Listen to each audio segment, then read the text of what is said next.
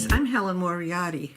On this show, Claire Gagnon demonstrates palette knife painting with acrylics. Born and raised in Quebec, Canada, Claire studied drawing and painting at the Creative Art Gallery and School in Montreal, Canada. Since 2000, Gagnon has had the chance to study with several great local artists, namely Charles Mavalli, Dale Radcliffe, Tom Gill, and many others. Presently, the artist is starting her own school, Chez Claire Art School, where she will be teaching all types of students, from children to adults. Come with me to watch Claire Gagnon paint with a palette knife using acrylics and to see what is happening. Did you see my nice article in the newspaper? Very nice. Yes, isn't that cool? Thanks to Nancy Double and Helen asking Dan. So today, for today's demonstration, I'm going to do this painting here to do. I'm going to inspire from this. It's not going to be exactly the same. Painting with a palette knife is as fun as painting with a watercolor because there are always accidents that happen. Hi, Megan. And so there are things that you didn't plan to do, but they happen, and you just keep them because it just makes it beautiful and interesting. So my palette, the palette that I use, it's actually it's a canvas that the 16 by 20 canvas, and I just put a piece of paper palette on it, and that's what I use when I go in plein air to paint in plein air. And at my home studio, I have a glass palette that is 16 by 20. But to travel, I've traveled a few times with my glass palette, and then it broke. So I made a new one, and now when I travel, I use this.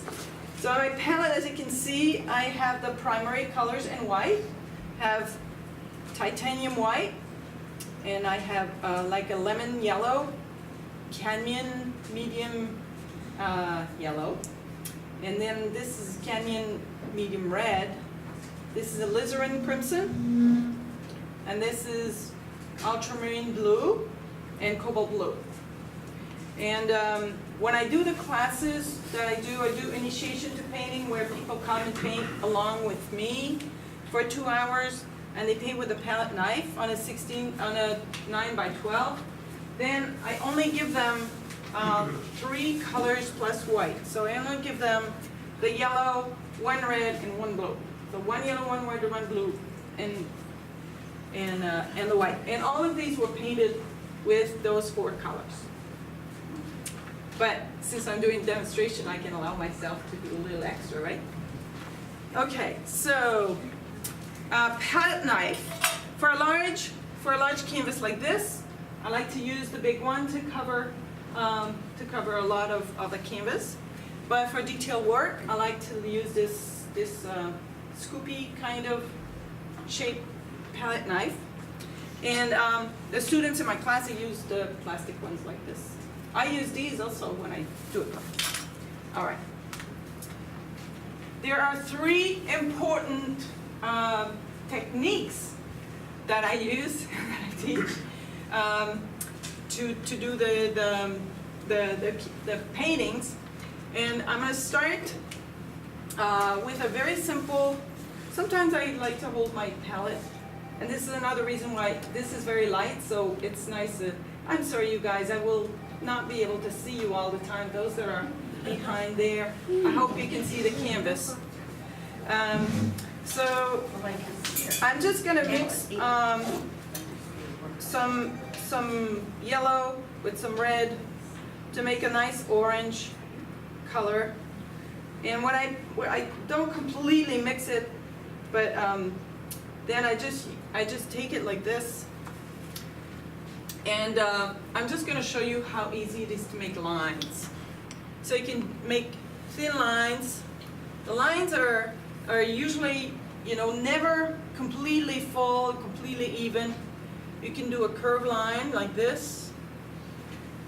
And you can do a fatter line like this. Like let's say you're doing a tree.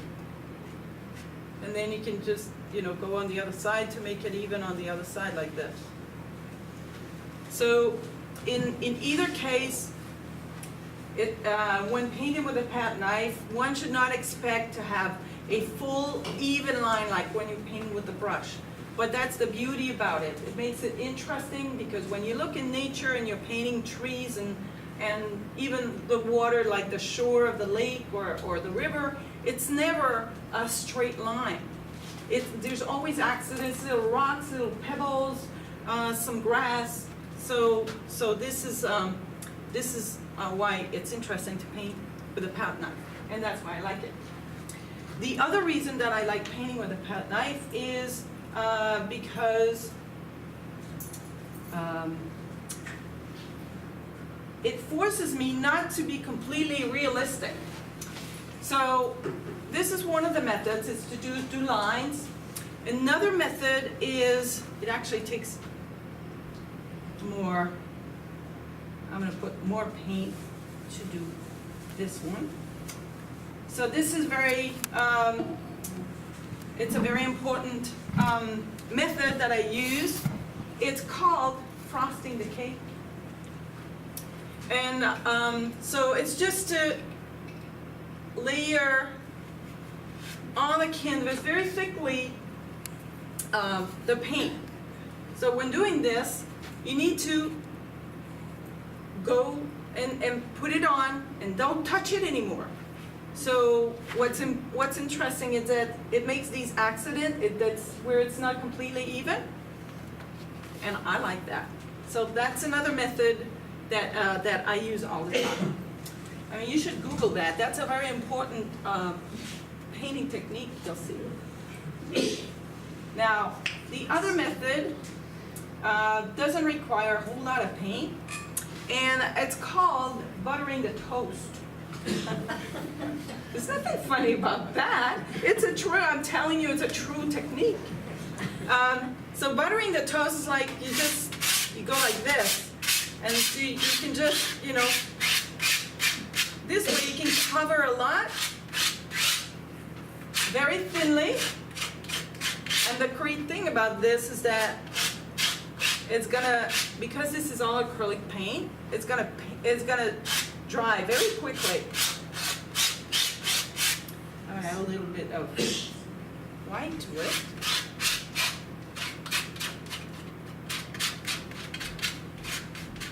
So I'm just doing the background, which I'm doing completely different from before, but that's okay.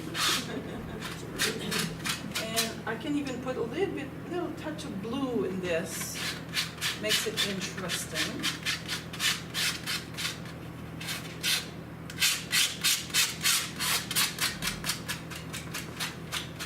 It also kills the white, which is nice.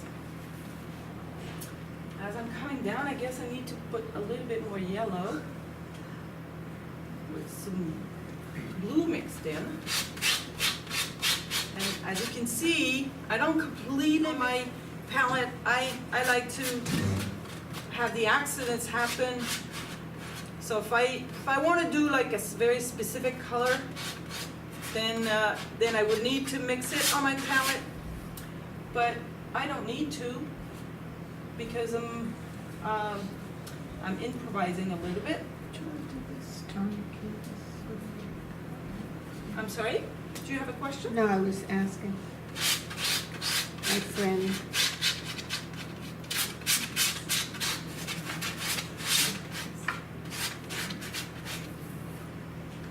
Now I'm going to put it sideways just because this will prevent me.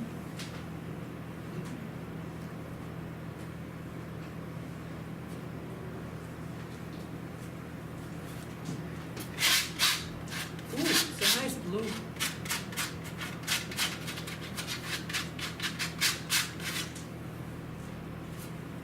When you're doing your regular painting with your brushes, do you tone your canvas with a palette knife, or do you tone it with the brush? No, I don't. Sometimes I do, but I don't do it with the palette knife. I'll just take a very big brush. I have a large brush like this, and I just use that.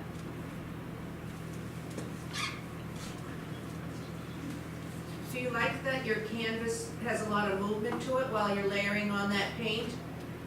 Versus like, say something like on a board, a masonite board or something? Yeah, I don't paint on masonite boards very often, although sometimes I use these, like this, but they're like a little canvas board.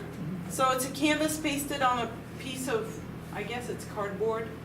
And sometimes when you go out painting in plein air, it's very light to bring. You can bring several of them. But I think that when I paint with a palette knife, I prefer if there's like a little bounce.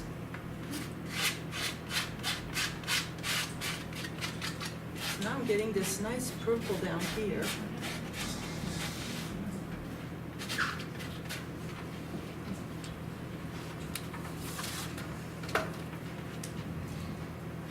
Almost done with the background. If you have questions, don't hesitate to ask.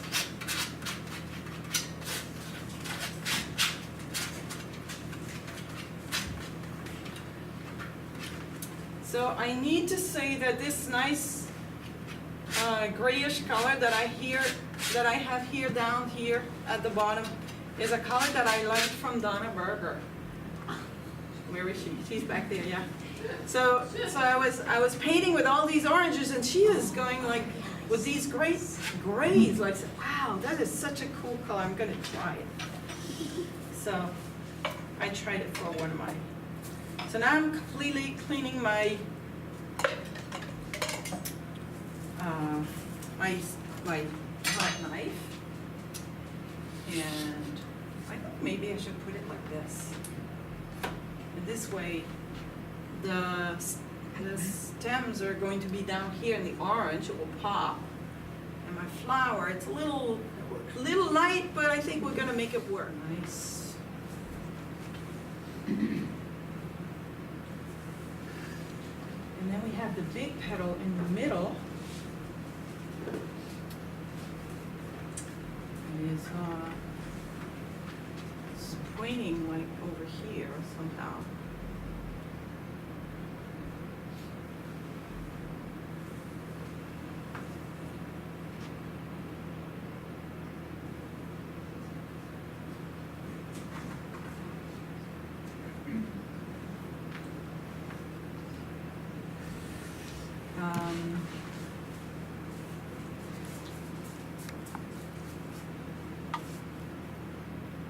Now, this paint that I got, so the paint here that I brought today, I brought 3 different kinds of paint. This is what I use in my classes. It's student grade that I bought at Michael's, and it's actually thick enough. Amazingly, it works with a palette knife. I'm pointing to Trina because Trina also was asking me these questions, so it does work. But usually when I paint in plein air, I used to use these basics, student grade, and I got this when I was painting a lot with Tom Gill, and so he told me this is what he was using, so I said, well, that's what I gotta use then. But now, I discovered this Winsor Newton Galleria. This paint, so cool. It's very buttery, and it's very creamy. You almost want to eat it. And when painting outside, you know, if you're using these paints, if you're painting in plein air, you're using this, after a couple of hours, then there will probably be like a little skin over the paint, unless you keep watering it all the time. Whereas if you're using the Winsor and Newton Galleria acrylic, it's gonna stay wet all day. The little bead, it won't go with the skin on top. So it's kind of my new thing now. I use these. By the way, they're not sponsoring me, but that's what I like using. All right, so I was painting. Oh yes, I was painting the flower. And What made you go to the palette knife? Well, when I decided to do those 2-hour classes, and I saw that they have all these paint nights where people are painting in 2 hours. I said, well, I can do that, but I don't want to do exactly the same. So I said, well, what if they were painting with a palette knife? The beauty with a palette knife is you can't make it realistic. The two colors, they mix together, but it makes it very interesting. Oops.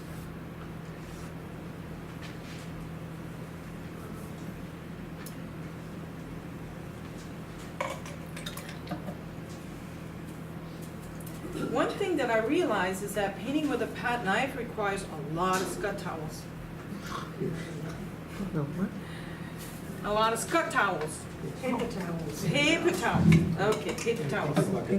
But it's the scutties that I buy, so.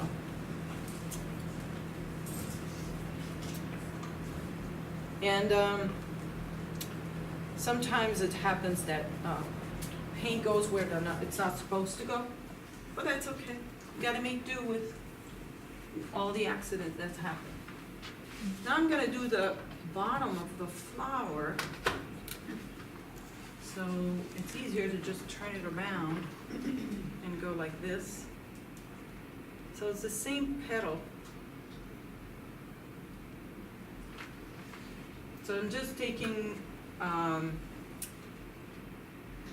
the Gagnon medium red, and I'm layering it very thickly on. And then I'm going to take some of this the same color as here, which is a little bit of alizarin crimson with ultramarine blue to make it even darker at the bottom. It gives like a magenta color.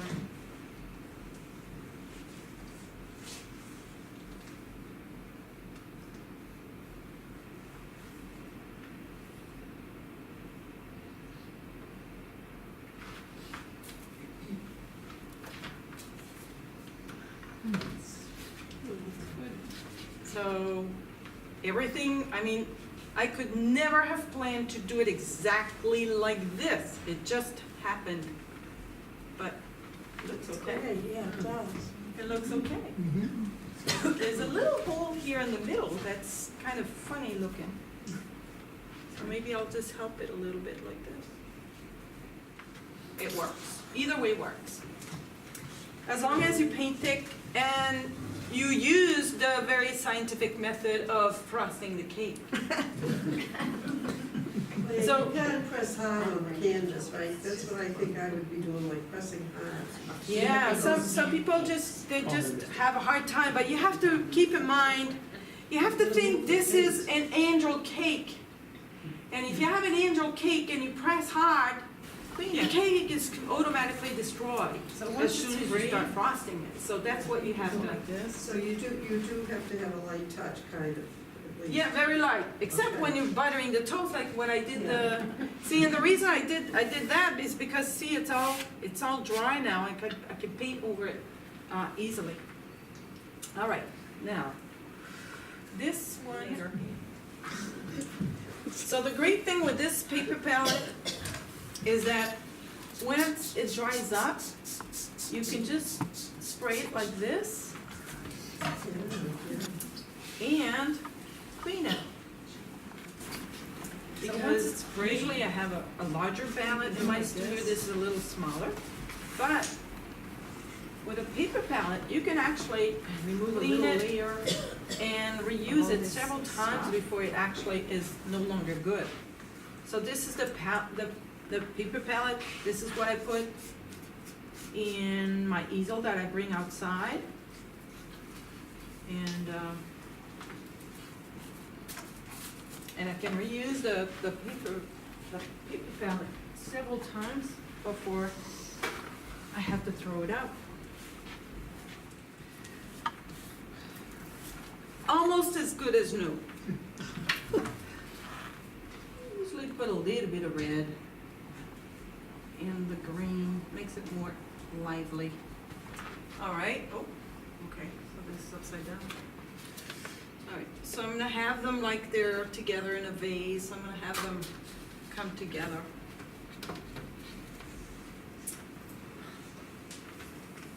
So this is the first method that I showed, which is Turn the other one upside down too. to do the lines. Just go like this. I'm just doing a stem for.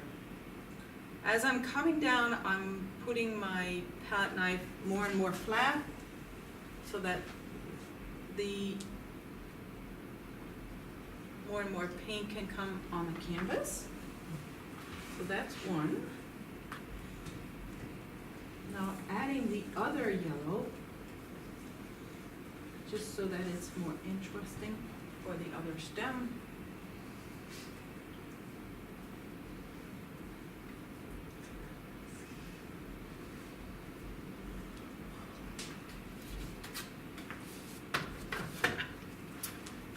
This is probably impossible in nature. So, then what I do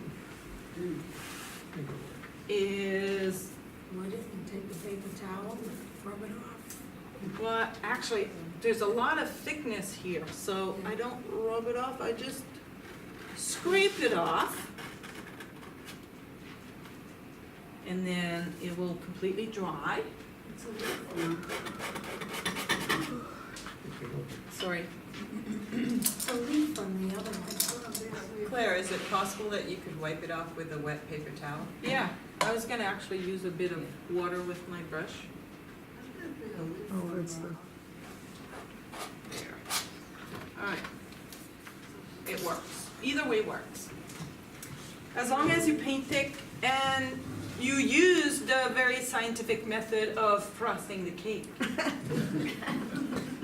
Well, So- you gotta press hard on the canvas, right? That's what I think I would be doing, like pressing hard. Yeah, some people just have a hard time, but you have to keep in mind, you have to think this is an angel cake. And if you have an angel cake and you press hard, your cake is automatically destroyed as soon as you start frosting it. So that's what you have to. So you do have to have a light touch, kind of, at least. Yeah, very light, except Okay. when you're buttering the toast, like what I did the, see, and the reason I did that is because, see, it's all dry now, I could paint over it easily. All right, now, this stem's pretty good, except it's not touching the flower, which is one thing that I can do with this. You can have it touch the flower. And also, see, I can mix the red and the green together, kind of like, if you look at flowers sometimes, the stem starts with the color of the flower. Or you can put a little bit of green like this. Imagine me, it's like when you're using a brush, same thing.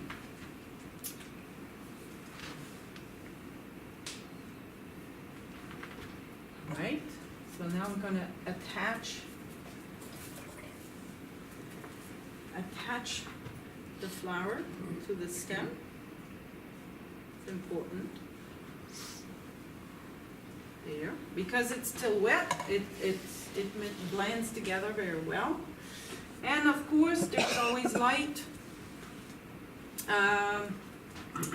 There's always light on one side, so because this is an expressive, it's an expressive painting with Thank you so much, Claire Gagnon, for such an entertaining and educational demonstration. I am definitely going to try to frost the cake and butter the toast.